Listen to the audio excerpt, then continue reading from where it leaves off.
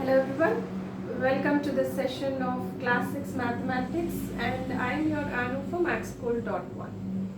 Last class it was understanding elementary shapes, and we saw some of the 3D objects, and before that we saw triangles and four-sided polygons, isn't it? So now we shall continue with the polygons, and now after studying four-sided polygons, it is more than four sides. It is 5, 6, 7, 8, 9, 10 and so on. So we give names to those special polygons where if it is 5 sides, then it is called a pentagon, and if the polygon has 6 sides, it is hexagon, and if it's 7 sides, it is heptagon, 8 sides octagon, 9 sides nonagon, and 10 sides it's decagon. Okay, so you can draw it as per your wish, but the sides should match the name. Nonagon should have 9 sides, decagon should have 10 sides and so on. And after that, it can be any number of sides, but it's generally called a polygon. Now note that the sides can be of various lengths, and the diagonals connecting the opposite vertices are there in the polygon, and if you measure the sides of each and every polygon, it can be different or it can be same. So if the sides are equal in a polygon, see, if you take pentagon, if all the sides are equal, then it is called a regular polygon. In this case, it's a regular pentagon. So whenever you see the word regular, you understand that the polygon has equal sides. Okay, if I say it's a regular octagon, then I mean that all the sides in the polygon are equal. Do you understand? So this is what we understand from regular polygons whose sides are equal. Okay, so this is what we learn about polygons. Now the next thing we have to learn about in this chapter is we have done with angles, isn't it? Several types of angles like straight angle, right angle, acute, obtuse and complete angle, reflex angles and so on, isn't it? And the lines associated with it like perpendicular lines, parallel lines, straight lines and so on. So now we'll relate the angles we have done with directions. Okay, so let us see whether we'll be able to make out the angles made by the directions.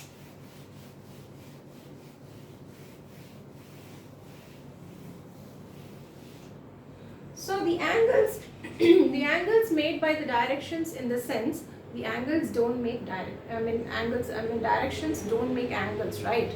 So what I mean is, when we move from one direction to other, so what is the angle made by the movement?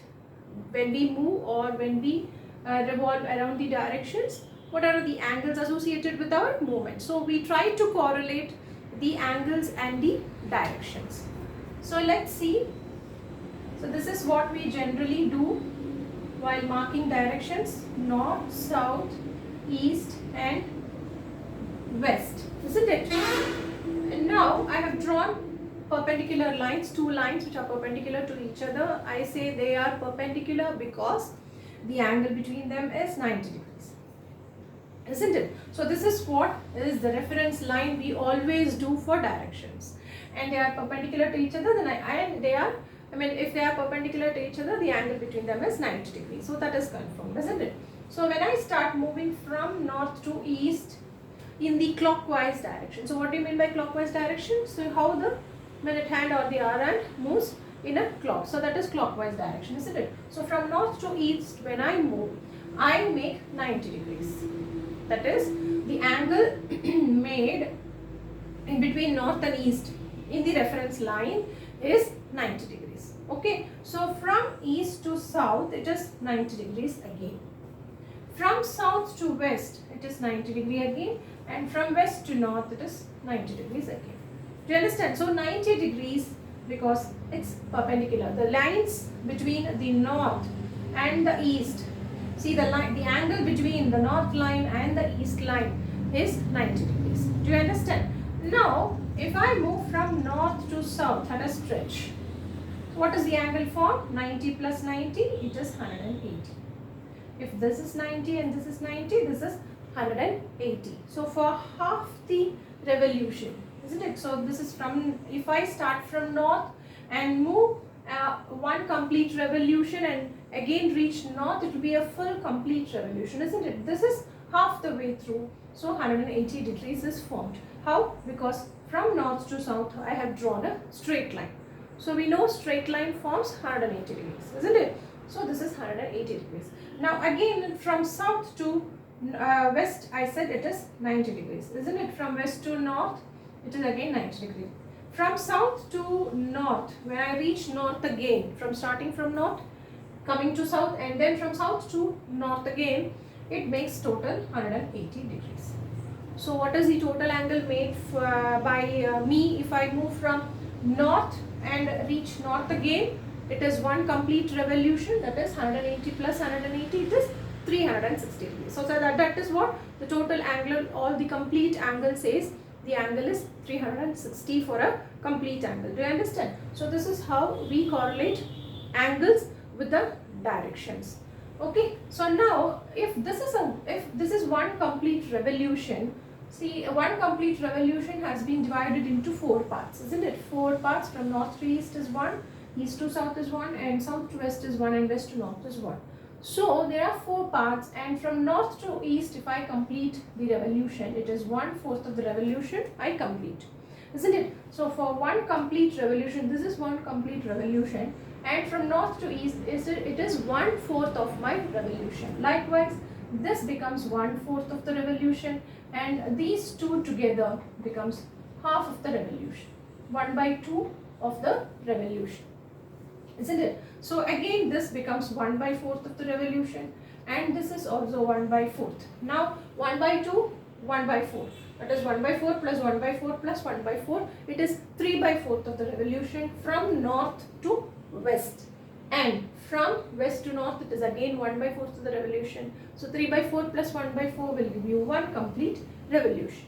Now the part of the revolution linked with the degree, linked with the angles, that is 1/4 of the revolution, quarter revolution makes 90 degrees, half of the revolution makes 180 degrees, 3/4 or 3/4 of the revolution makes 270 degrees, 180 plus 90 gives 270, and the remaining part, half, when it gets added, it becomes one complete revolution. So one complete revolution is 360 degrees.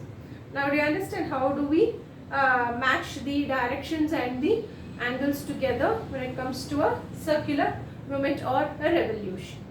You understand? This is how we correlate directions with angles. Now you can imagine some similar situations like this, where we can correlate the incident to the angles. If you imagine, you might come out with another one like the clock, isn't it? So whenever we a circular thing and one moving around, we readily imagine the example of a clock, isn't it? So we'll see the example of clock too.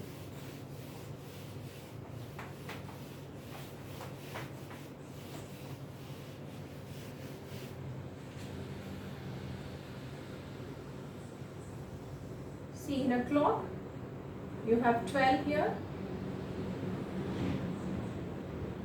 6, 3 and 9. This is your center point. Let me take 12, the minute hand to be at 12 now, isn't it? So minute hand has to complete one full rotation, one full revolution to make 1 hour. So let me take the hour hand to be at 3 o'clock now.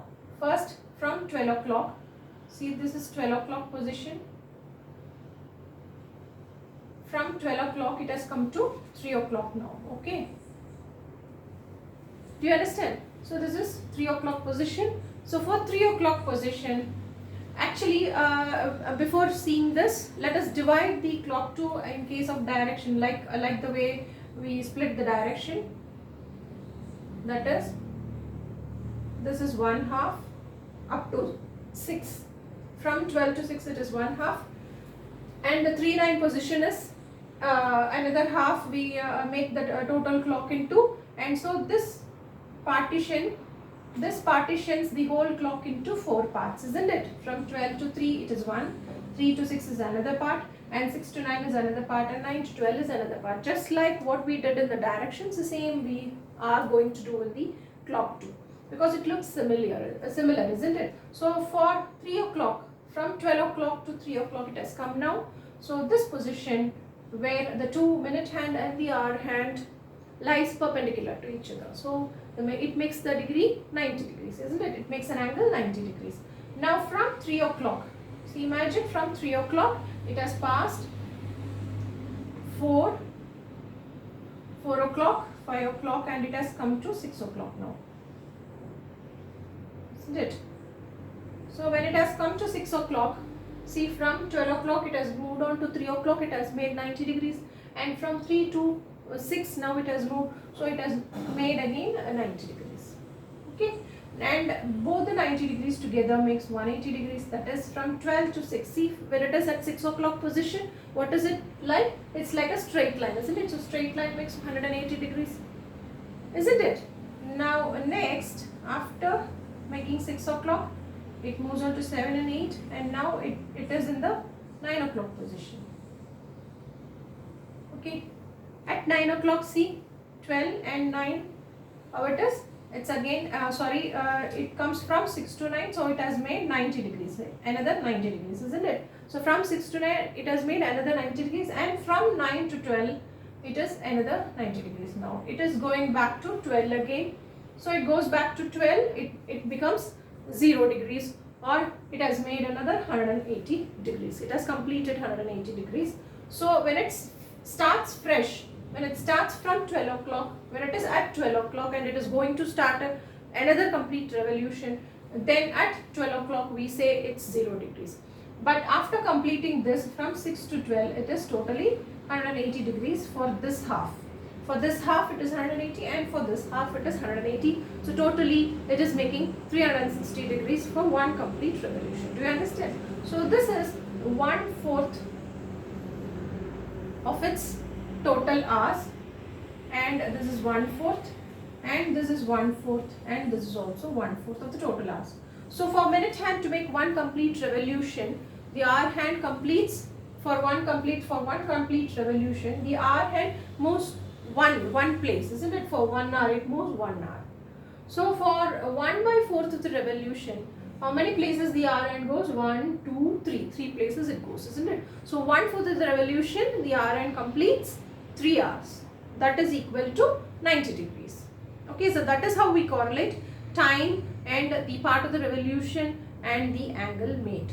And for another quarter, see, 3, 4, 6, it has made another 3 hours completion. So for 180 degrees, the hour hand has completed 6 hours totally. So for 6 hours to be completed, it has to make 180 degrees, and it has to complete half of the revolution.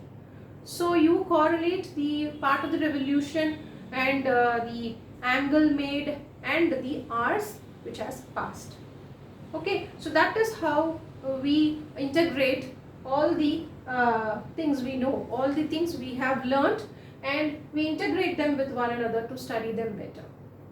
Do you understand? So this is what we have studied for understanding elementary shapes. We have started with lines, points, lines, then rays, then with shapes, and with shapes we have studied 2-dimensional shapes and 3-dimensional shapes, and now we have associated angles with directions and clocks, the hours, minute hand and the hour hand. Okay, so I hope you would have understood the introduction part of this chapter, and when we move on to the to solving problems in the next class, you will be getting a very clear idea about what understanding elementary shapes means, and we'll be revising and recollecting all the concepts we have studied under this chapter. So until we meet in the next class, it's bye from Anu from Maxpool.1. Thank you.